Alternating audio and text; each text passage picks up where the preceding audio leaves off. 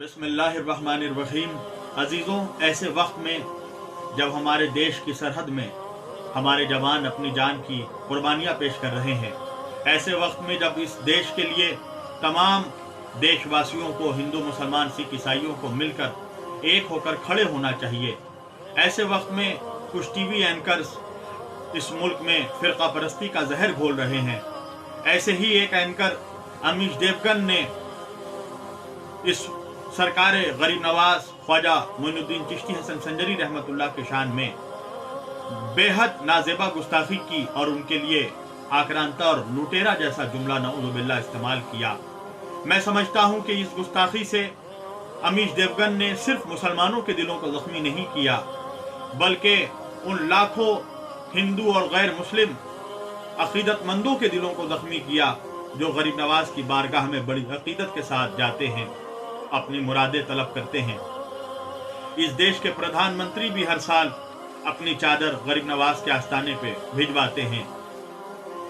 मैं इस गुस्ताखी के खिलाफ सख्त से सख्त मुजम्मत करता हूं, और जब इसने गुस्ताखी की थी तो मैंने फौरन अपने सोशल मीडिया के थ्रू मैंने मुजम्मत की थी, और यहाँ पर हम लोगों ने FIR भी करवाया है और भी दीगर जगहों में FIR हुआ है।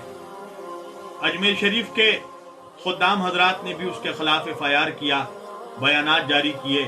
यहाँ तक कि अजमेर शरीफ में मैंने अभी थोड़ी देर पहले वीडियो देखा कि उसका पुतले को भी जलाया गया। मैं एक सवाल तमाम अकीदतमंदों से, तमाम सादात से, तमाम सैयदों से और बिलखुसूस अजमेर शरीफ के खुद्दाम हजरात से, अंजुमन सैयदजादेगान से पूछना चाहता हूँ कि अमीश देवगन उसने गरीब नवाज के शान में गुस्ताखी की, हमने एहतजाज किया, ये हमारा ईमानी फरीजा है। हम गरीब नवाज के शान में गुस्ताखी तो दरकिनार, एक हल्का जुमला भी बर्दाश्त नहीं कर सकते। हिंदुस्तान में जो भी मुसलमान है तो उसके गर्दनों पर गरीब नवाज का एहसान है।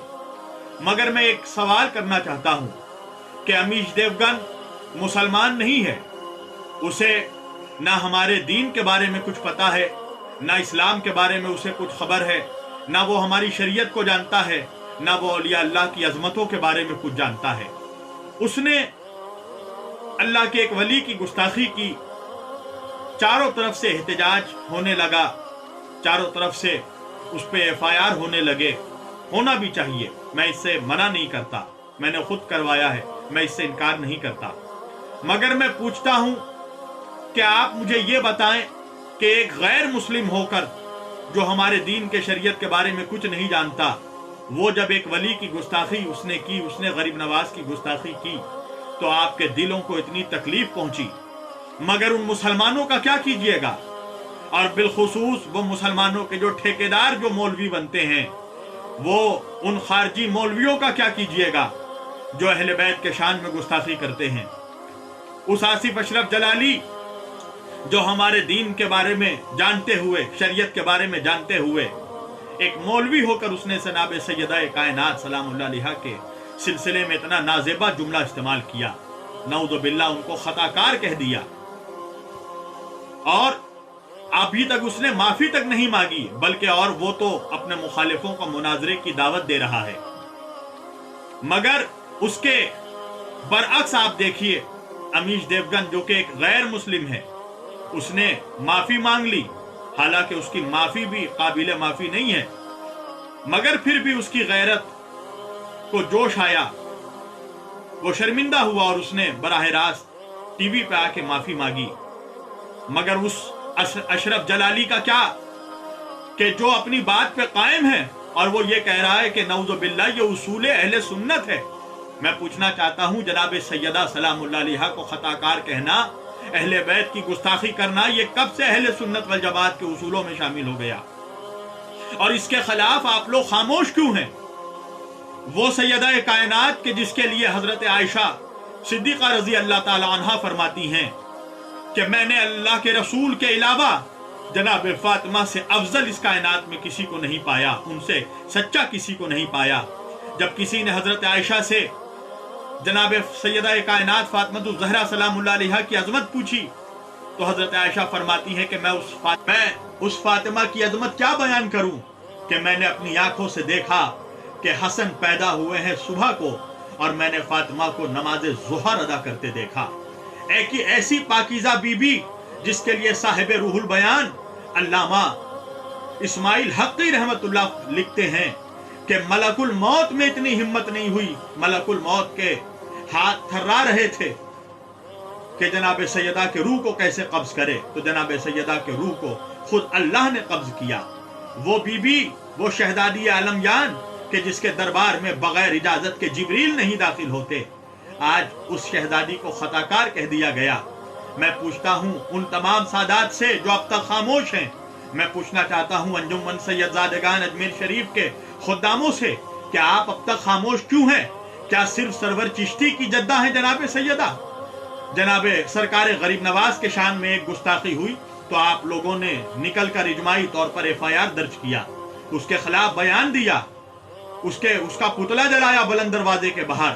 اور وہ سیدہ کے جو غریب نواز کی بھی جدہ ہیں، وہ سیدہ کے جس کے وجہ سے غریب نواز ہوئے، وہ سیدہ کے جن کے شیر کے صدقے میں سرکار غریب نواز کو ولایت ملی، آپ ان کی توہین آپ نے برداشت کر لی؟ ارے آپ فدق پہ نہیں، مسئلے کو نہیں چھیڑ سکتے، آپ فدق پہ گفتگو نہیں کر سکتے، مت کیجئے۔ کم از کم آپ جناب سیدہ کے شان میں جو گستاخی ہوئی ایک بیان تو جاری کر سکتے ہیں کہ ہم سادات جناب سیدہ کی گستاخی نہیں برداشت کر سکتے۔ یہ کیا ہو رہا ہے؟ سنیت کس طرف جا رہی ہے؟ کبھی مولا علی کے شان میں گستاخی کی جاتی ہے۔ ابھی کچھ تھوڑے دنوں پہلے ایک مولوی اس نے کہا کہ نعوذ باللہ یہ جو آیت ہے قرآن کی لا تقربوا الصلاۃ انتم سکراء، کہ اے ایمان والو تم نماز کے قریب مت جاؤ جب تم شراب کی حالت میں ہو، نشے کی حالت میں۔ اس مولوی نے نعوذ باللہ میری کہتے ہوئے زبان تھراتی ہے مگر اب حقیقت سامنے لانا ہوگا، اس مولوی نے کہا کہ نعوذ باللہ مولا کائنات، نعوذ باللہ استغفر اللہ، مولا علی شیر خدا نشے کی حالت میں تھے اور اس وجہ سے یہ آیت نازل ہوئی۔ کیسی کبھی مولا علی کے شان میں گستاخی کی جاتی ہے، کبھی مولا علی سے جنگ کرنے والوں کے لیے بے خطا کا نعرہ لگایا جاتا ہے۔ انصاف سے بتائیں کہ جب مولا علی سے جنگ کرنے والا بے خطا ہے تو خطا کار کس کو کہا گیا؟ آپ نہیں سمجھ پائے، یعنی مولا علی کو خطا کار کہہ دیا گیا، اور مولا علی کے بعد جب جینا بھرا تو سیدہ کائنات کو خطا کار کہہ دیا گیا۔ اس کے بعد جینا بھرا تو اب یہ کہا جا رہا ہے کہ یزید کا نام لے کر لعنت نہ کریں۔ ابو لہب کا نام لے کر لعنت کر سکتے ہیں؟